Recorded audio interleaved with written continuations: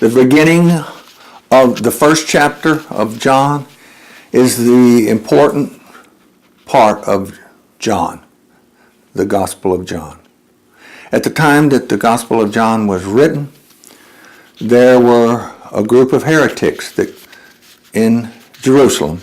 They said, well, this Jesus guy, he was the Messiah, and he was a man, but he was not God. And that was a heresy that was taking off, doing real well. And so John wrote his gospel after the other three synoptic gospels were written in order to combat that. And just to make sure that everybody understood, the first two verses in John said, in the beginning was the Word equals Jesus, and the Word was with God, and the Word was God. And that he was not created, that he was begotten.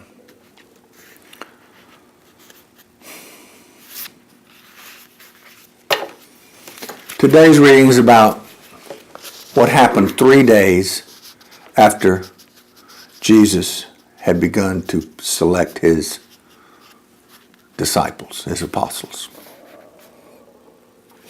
And in John says, I'm telling you the truth. There's a statement in there that he says, I'm telling you what I saw myself.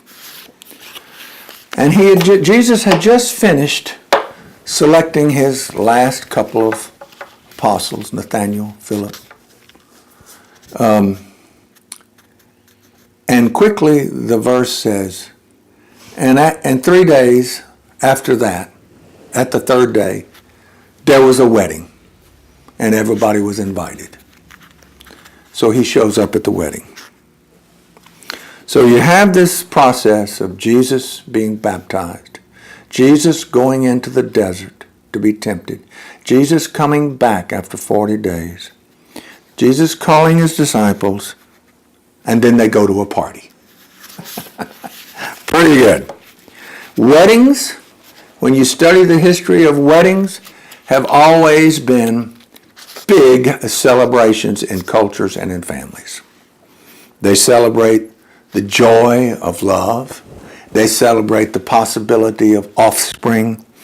And they just take it as a good time to have a 7-day feast. That's how long it lasted in Jesus' time. It went on. And you never were quite sure when that bridegroom guy was going to show up to call the party to get going. So you had to be prepared. And maybe they were a particularly thirsty group, but they finished off the wine quickly.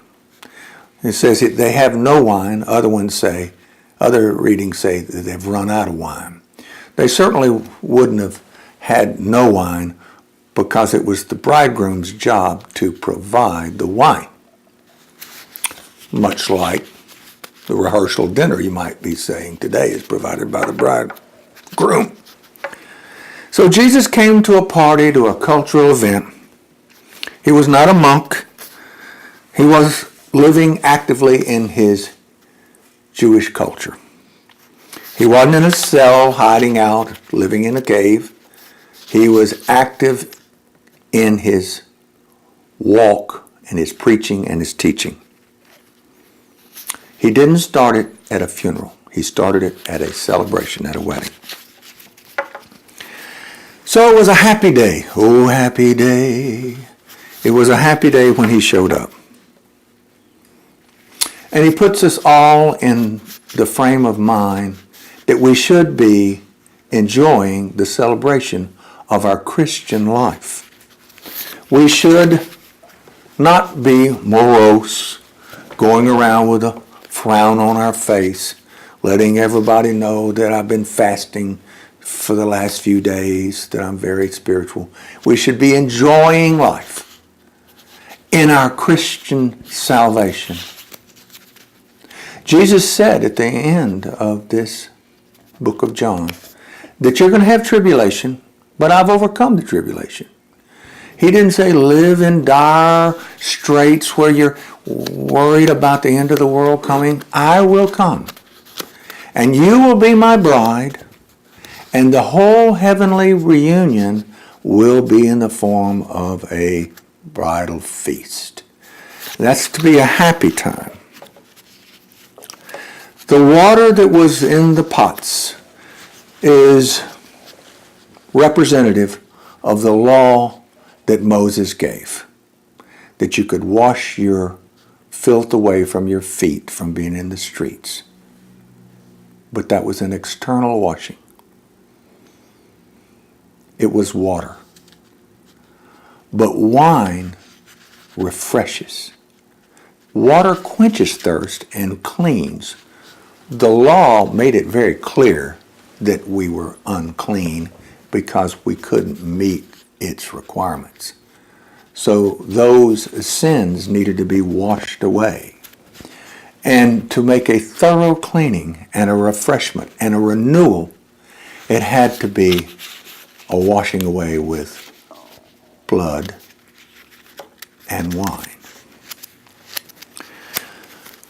The sugar content in wine and the fact that wine is living and changing all the time is different than just living water, because it pictures body physically up and renews it, albeit a short time. If that's all you have, it does perk you up.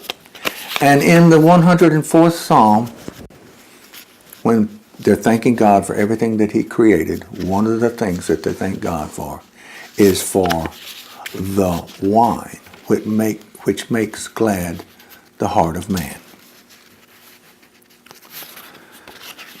We're heaven bound, and when you read Revelation, they describe that reunion as a joyous heavenly banquet. We are the bride, and he is the bridegroom. So remember your salvation. It started at a party, and it ends at a heavenly banquet. In the name of the Father,